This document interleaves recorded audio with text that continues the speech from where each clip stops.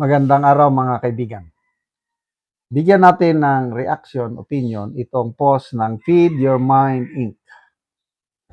Pinaalis ng ilang congressman ang kanilang pangalan sa pagiging co-author ng impeachment laban kay Vice President Sara Duterte dahil sa takot ng posibleng political backlash. Batay sa ulat ng politiko, kumakalat na umano sa hanay ng mga kongresista ang draft resolution bago dumating ang May 4. Ang nasabing dokumento ay naglalaman ng detalyadong timeline ng proseso ng impeachment mula sa paghahain ng reklamo noong Pebrero hanggang sa naging pasya ng committee noong April 29. Mahigit 40 kakongresista ang unang nakalistang may akda ng resolusyon sa pangunguna ni Gerbel Luistro. Gayunman, ayon sa isang impormante, unti-unti umanong nababawasan ang bilang. Ito na. Hindi bababa sa 12 kamambabatas ang umano'y humiling na alisin ang kanilang mga pangalan dahil sa pangamba sa posibleng backlash.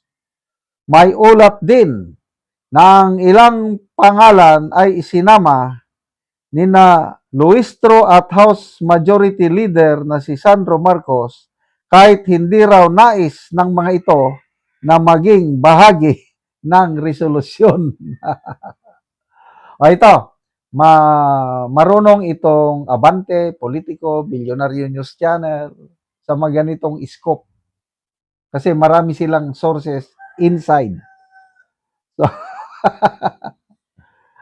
ano ngayon?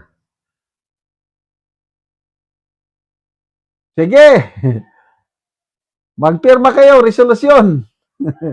Talagang tama yung assessment ni Attorney Anthony Lodalbi Vista, isang marunong, magaling na DDS lawyer.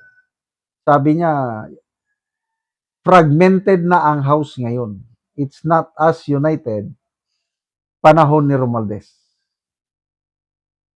Talagang yung main consideration na ngayon is yung election sa 2028. Dahil nararamdaman ng mga politiko yung bigat ng backlash kung sakali ang isang personal opinion ko lang ito. Baka mali ako. Yung pahayag ni Miss Cathy Binag na may informante siya sa loob ng Iglesia ni Cristo na plano daw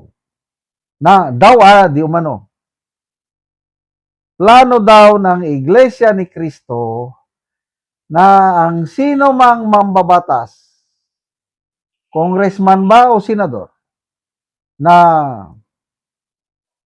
susuporta sa impeachment ni VP Sara ay i-blacklist ng religious organization na ito. Kung totoo ito, talagang manginginig ang mga politiko dahil mahirap na.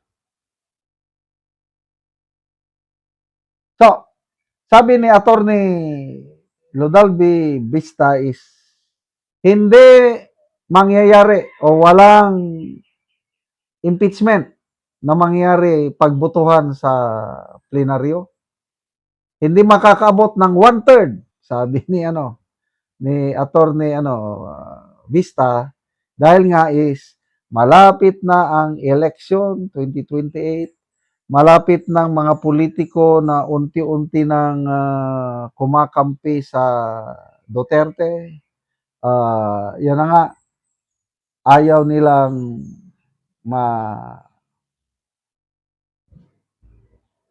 nilang maging biktima ng hagupit ng galit ng mga nagmamahal sa mga Duterte. So, I hope na tama ang assessment ni Attorney Vista na walang one-third. Ang akin naman is may one-third, wala. Okay lang sa akin na matuloy na ang impeachment trial.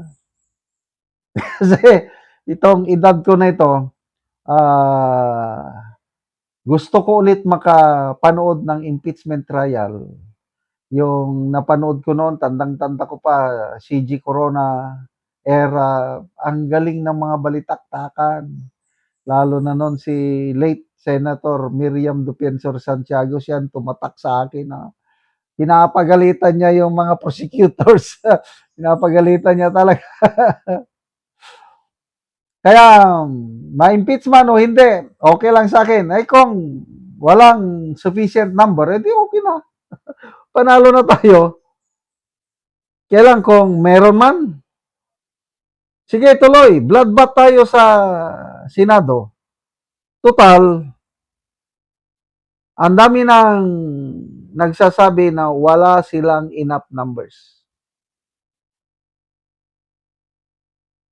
Aminado sila. 16 votes ang kailangan nila at kulang na kulang sila. Kaya nga, sabi ni retired Justice Ascuna, dahil alam nilang matatalo sila sa trial sa Senado, kaya ginawa na nila yung nangyari sa House hearing na inilabas na nila lahat ang mga ebidensya nila. Sinubukan nilang maglagay ng patibong kay BP Sara para mag-attend. Kaya lang, hindi man nag-attend. So, wala silang nagawa kay BP Sara. So, ito ngayon, medyo kabado ang mga kongresista, mga prosecutors, pagdating sa trial, dahil sila, mga abogado sa Congress, is kulang na kulang sila sa experience sa litigation. Kasi ito, labanan na ito ng mga magagaling na abogado. Kung magaling ang abogado, mahina ang witness, mabubutasan ang testimonya, ay wala. Lalo silang matatalo. Salamat mga kaibigan sa inyong pagsubaybay sa channel na ito. Nakakatulong kayo ng malaki sa tribong talanding ng Bukidnon dahil ang income natin sa channel na ito is pantulong sa tribo. Namimigay tayo ng libreng yero at pako para makapagpatayo sila ng mas maayos na tirahan. Panoorin nyo ang video na ito. O karon mo na ni ang natagaan og yero. So makatop na ni gid siya karon.